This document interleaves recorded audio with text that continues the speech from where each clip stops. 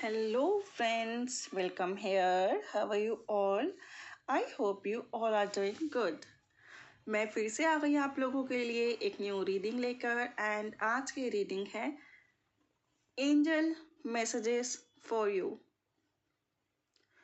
बहुत सारे लोग होते हैं जिन्हें सिंक्रोनिसिटीज होती हैं, सेम नंबर्स बार बार दिखते हैं, बर्ड्स दिखते हैं, फेदर्स दिखते हैं, बटरफ्लाइज दिखते हैं,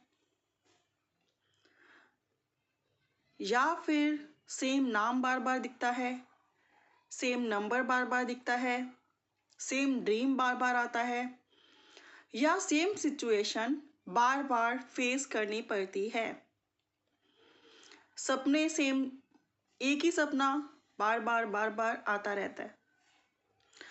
तो सबके मन में ये डाउट आता है कि भगवान हमसे क्या कहना चाहते हैं।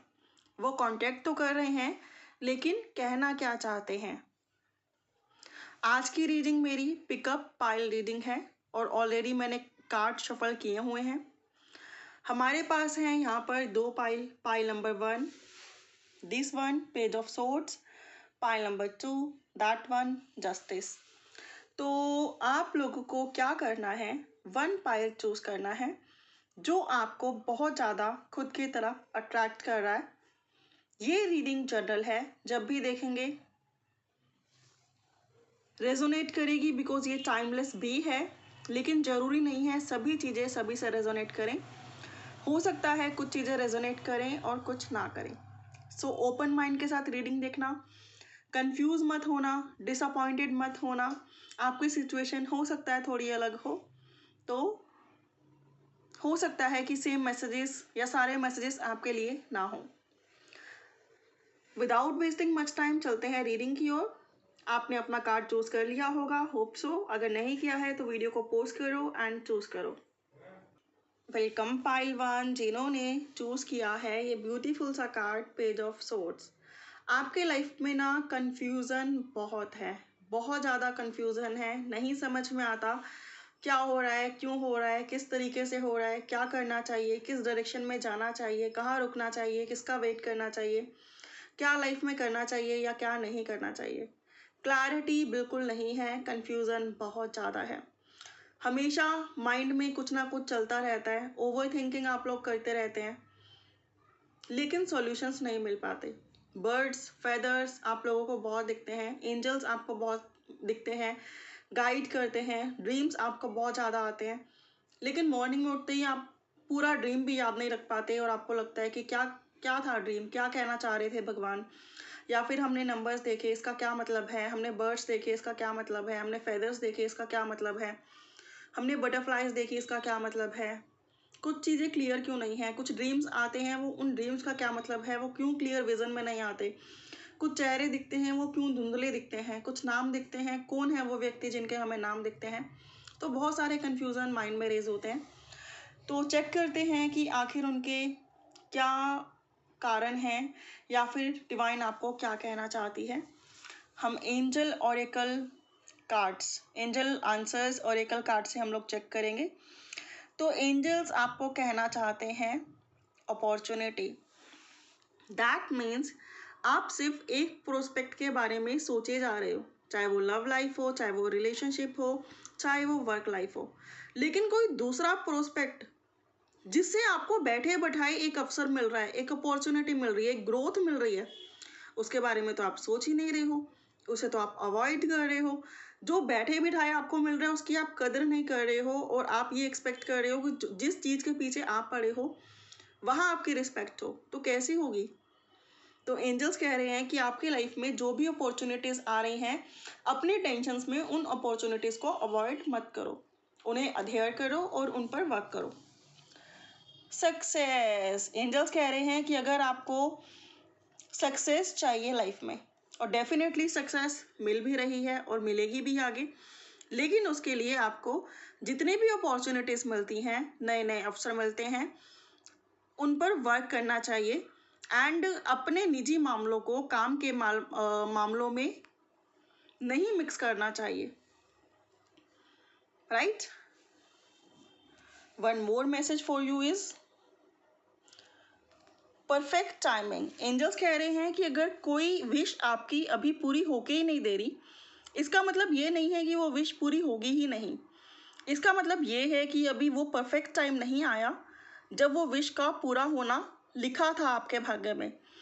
तो जब तक वो टाइम नहीं आता तब तक अगर आप हाथ धो के उस विश के पीछे पड़े रहोगे, सारा काम छोड़ छाड़ के उसके बारे में सोचते रहोगे, जो अपॉर्चुनिटीज़ का टाइम अब है, जिन कामों का टाइम अब है, जिन अवसरों का टाइम अब है, जिस सक्सेस का टाइम अब है, अगर आप उसको पोस्टपोन और डिले करोगे तो ऑब्वियसली जो विश आपकी है वो भी पोस्टपोन और डिले होती रहेगी।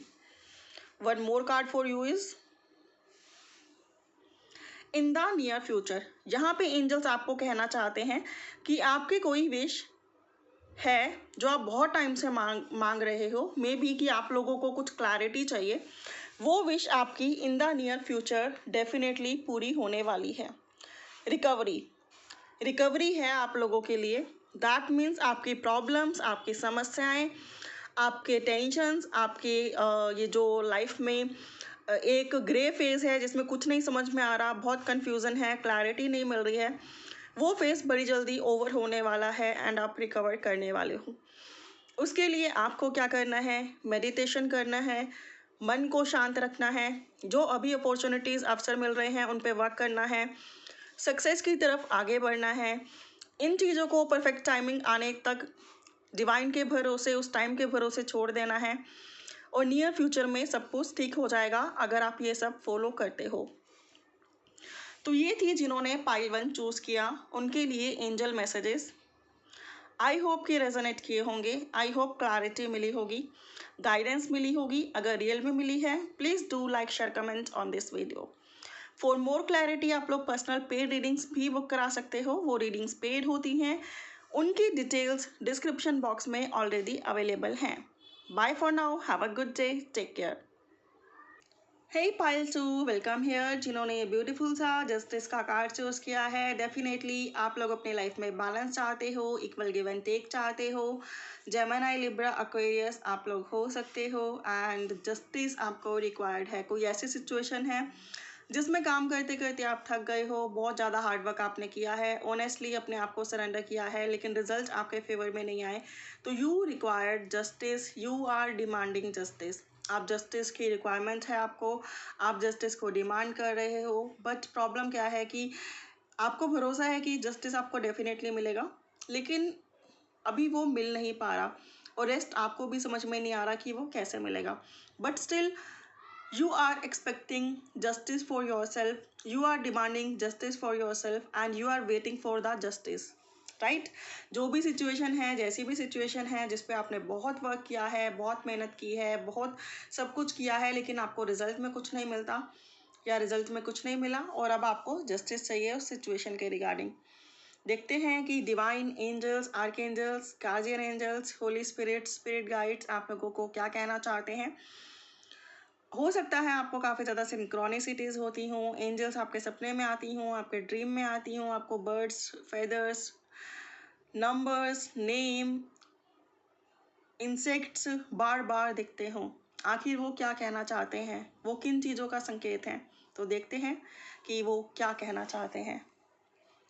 With in the next few weeks आप जो भी काम चाहते हो, जो भी वर्क के लिए बहुत टाइम से वेट कर रहे हो, बहुत टाइम से आप इंतज़ार कर रहे हो, वो वर्क में, वो सिचुएशन में आपकी इम्प्रूवमेंट नेक्स्ट फ्यू वीक्स में होनी स्टार्ट हो जाएगी या फिर नेक्स्ट फ्यू वीक्स में आपको प्रॉपर रिजल्ट मिल जाएंगे जिन चीज़ों का आप बहुत टाइम से वेट कर रहे हो।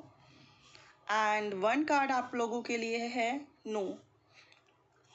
नो का कार्ड मुझे यहाँ पे ये बताता है कि कुछ लोग हैं जो कि बार बार परेशान हो जाते हैं, डिसअपॉइंटेड हो जाते हैं, निराश हो जाते हैं और उन्हें लगता है कि ये चीज़ें होकर ही नहीं देंगी एंड उन लोगों का भरोसा उठ जाता है डिवाइन से, जस्टिस से। तो आप लोगों को भरोसा नहीं उठाना, बिकॉज अगर आपका विश्वास है तो ही वो चीज़ें अट्रैक्ट हो पाएंगी, अगर विश्वास ही नहीं है तो फिर तो किसी चीज़ का कोई सवाल ही नहीं है।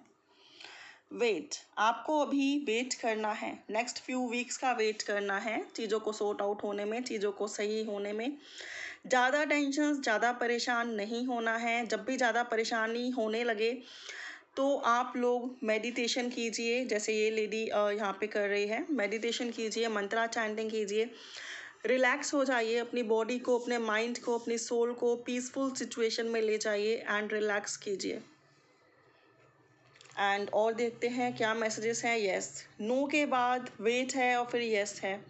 दैट मीन्स कुछ लोगों के लिए ये कार्ड मुझे ये बताता है कि अगर आप जो सिचुएशन है जो होके ही नहीं दे रही है, जो होके ही नहीं दे रही है, अगर आप उस सिचुएशन से बाहर निकल जाते हो और पॉजिटिवली बाहर निकलते हो, ऐसे बाहर नहीं निकलते कि जैसे आप बर्बाद हो गए हो, और then within few weeks after some wait वो चीज़ें येस में कन्वर्ट हो जाएंगी।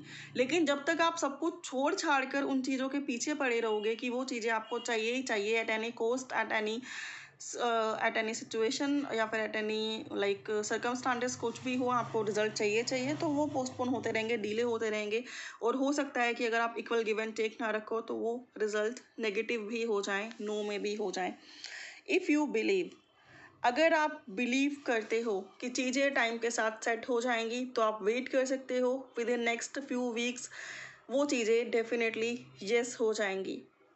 और अगर आपका बिलीव नहीं है, दैट मीन्स कोई सिचुएशन टॉक्सिक है, कोई रिश्ता टॉक्सिक है, कोई जॉब टॉक्सिक है, और तो भी आपको लगता है कि टाइम के साथ चीज़ें ठीक हो जाएंगी, तो डिवाइन आपको नो का भी सिग्नल दे रही है कि उन चीज़ों से आपको बाहर निकलने की ज़रूरत है। बहुत ज़्यादा टाइम वेस्ट करने की वहाँ बिल्कुल ज़रूरत नहीं है। तो ये रीडिंग थी जिन्होंने पाइल 2 चूज़ किया है, जस्टिस। और अगर जस्टिस की बात की जाए, अगर आपको बिलीव है, अगर आप वेट कर रहे हो जस्टिस के लिए, तो येस जस्टिस मिलेगा, with in next few weeks मिलेगा, नेक्स्ट फ्यू मंथ्स मिलेगा। लेकिन अगर आपका बिलीव है, अगर आप डिज़र्व करते हो, ठीक है, और नो का कार्ड उन लोगों के लिए है जिन लोगों को बिलीफ ही नहीं है, लेकिन जस्ट वो एक एंगर जनरेट करके बैठे हैं कि हमें इंसाफ चाहिए, हमें दूसरों का बुरा करना है, जिसने हमारा बुरा किया उसका बुरा होना ही चाहिए, तो उन लोगों के लिए नो है। बिकॉज डिवाइन सब कुछ देख रही है कि किसने क्या किया है, डिवाइन उसको वो चीज़ें देगी, लेकिन ज़रूरी नहीं है कि वो चीज़ें आपके सामने दे, आपकी प्रेजेंस में दे, वो पनिशमेंट आपकी प्रेजेंस में मिले ताकि आप खुश हो सकें। तो चीज़ें डिवाइन अपने हिसाब से करती है। तो ये थी आप लोगों की reading. Thank you so much for watching. Have a good day, take care, bless you. And for more clarity आप लोग पर्सनल पेड रीडिंग्स भी बुक करा सकते हो, डिटेल डिस्क्रिप्शन बॉक्स में अवेलेबल है। Bye for now, take care.